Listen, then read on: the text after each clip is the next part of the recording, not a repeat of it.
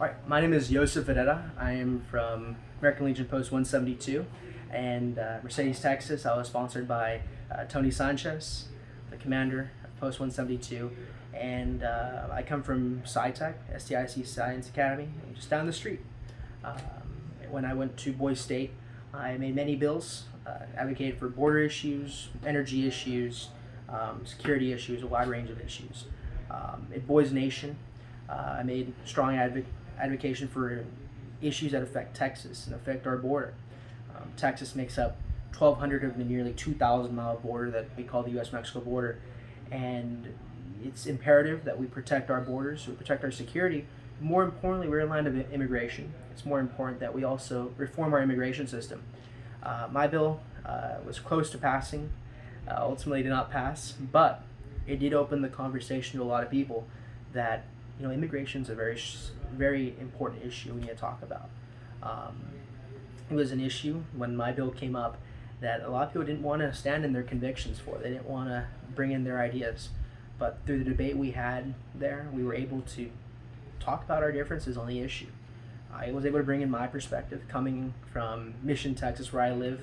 While I do go to school in Mercedes, Texas, I do live in Mission, and I live within eyesight of the border wall, within eyesight of the border bridge. So I personally know the issues that go on in the border because to me they're very close to me. My parents, they come from a line of immigrants, and I see it's a very personal issue, and it's an issue worth fighting for. We're a country of immigrants. So we have to make sure that we continue to do that. We continue our mission, our purpose.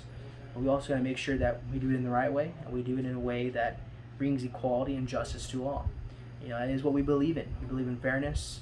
We believe in equal protection, due process. It is what our Constitution has, and it's what our founding fathers intended. And it's for that reason that we must fight for that. And that's what I did. That was my first bill. I also made a resolution concerning water rights, water treaty. It was actually based on something that I saw during my time when I was a United States Senate page after I was appointed by Senator John Cornyn. Going back to my love for the Senate, as I said in an earlier interview, I love the Senate. It's the citadel of law, liberty, and order. And it was in that body when I was there, when I got to serve in the Senate as a page on the floor of the U.S. Senate, that I saw one of our senators, Senator Ted Cruz. He was up there and he fought for a bill, a resolution that he wanted to amend into a bill, I should say, and it was over water treaty. Right now, a lot of the farmers along the U.S.-Mexico border are not receiving the water they need. I saw this as an issue that we can all unite behind, and it passed committee. We didn't get a chance to vote on it in the Senate chamber, where the Senate we reenact, but it was going up on the docket. So it was just a bill to call on the Secretary of State to go ahead and try to ask Mexico to comply with their 1944 treaty obligations to provide water. It's an issue that's very important to us.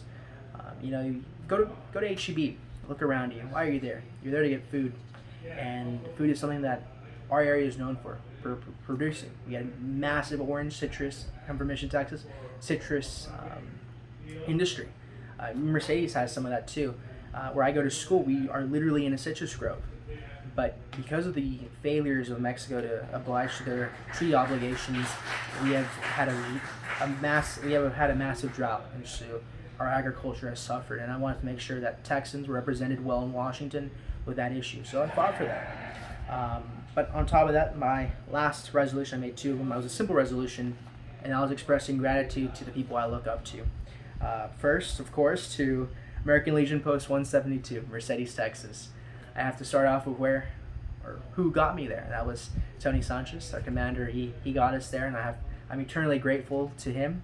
I'm also eternally grateful to JK, Zachary Jennings, David, Anthony Gwynn, and people of Davis City, the city that I was a part of in Boise State, because they nominated me. And from there, I'm also grateful to the people that selected me for Nation, and that was the Boys Nation selection. From 1,000 plus, we're narrowed down to 12 candidates. And those 12 candidates are narrowed down to 4. And thanks to their selection, they saw my love and passion for the Senate and for government and the Constitution. And they saw something in me, and they picked me for that. From there, I'm grateful to SciTech, my school. They elected me class president and vice president of the student council. So they obviously saw my love for government, and I'm grateful for what they've done for me. It's been an incredible community. From there, there's many people I look up to. A wide range of senators: Webster, Bob Dole, Daniel Inouye, Ted Cruz, John Cornyn. A great list. Everett Dirksen passed the Civil Rights Act. Henry Cabot Lodge. A wide variety of Americans, and I look up also to Major Audie Murphy. Staying on that tank, fighting off the Nazis. I look up to Roy Benavides. Is one of my favorite. He actually hangs on my wall. I have a picture of him that I look up to because he's what represents American exceptionalism. He represents what it means to fight for what you believe in. He was never supposed to go to Vietnam to get that Medal of Honor. He couldn't walk. He stepped on a landmine, but because he was so engulfed in rage at the fact they were burning our flag, burning our symbolism of unity, he wanted to go back to Vietnam. So he ensured that instead of never walking again, he had the ability to walk again and get deployed back to Vietnam. And he fought, and it was there he won his Medal of Honor. He went back to save his crew members that were left in a helicopter wreck. And, he brought him out of the fire and the firestorm that was that rice paddy in Vietnam. Even though he had over, I believe, 40 bullet wounds, grenade wounds, and shrapnel wounds, and bayonet wounds, all types of wounds. He got the Medal of Honor. It's an incredible story of American exceptionalism and fighting. Of course, another one's Colonel Nicky Rowe, also from Vietnam, another Green Beret. Near me there's a school named Nicky Rowe, it's named after him. And you look into his story, never giving up the secrets of America, and evading the Vietnamese at the time, the North Vietnamese, trying hard to, despite the fact being a POW, he never gave up and held the line, never gave information to them. So it's, I look up to these exceptional Americans, and I express gratitude because they're statesmen. They represent what it means to be an American, and they are the example of Americanism. So I'm forever grateful to them. And of course, I ended my last one with my expression of gratitude to the U.S. Senate. I love the Senate. It's been an incredible institution. It's one of my deep passions. I've studied it hours and hours. It's a random thing to study, but if you look at what has occurred in that chamber, especially being able to serve there. Before I even served there, I had a great love for it. I used to watch C-SPAN of all things when I was only a few years old because I liked it. I saw something about that place. The blue floors, the marble walls, and the busts that hang around the gallery of the Senate chamber. There's something special about that place. It's a place where some of the greatest statesmen have ever gone to represent their communities. Whether it's Lloyd Benson, who's also my expression, he wanted to distinguish flying crosses. He got shot down over Germany during World War II twice. People like him, people like Daniel Inouye, Medal of Honor recipient, Bob Dole, shelled in the mountains of Italy.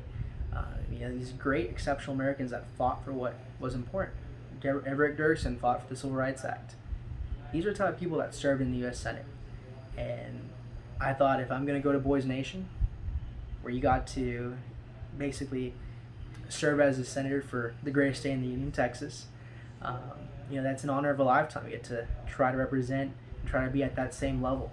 That's why they select you. And I thought it would only be the greatest honor of my life, and so far it has been, to be able to go against all this other 1,000 boys for it. It's been great. And yeah, that's another snippet of my journey to Boys Nation and Boys State.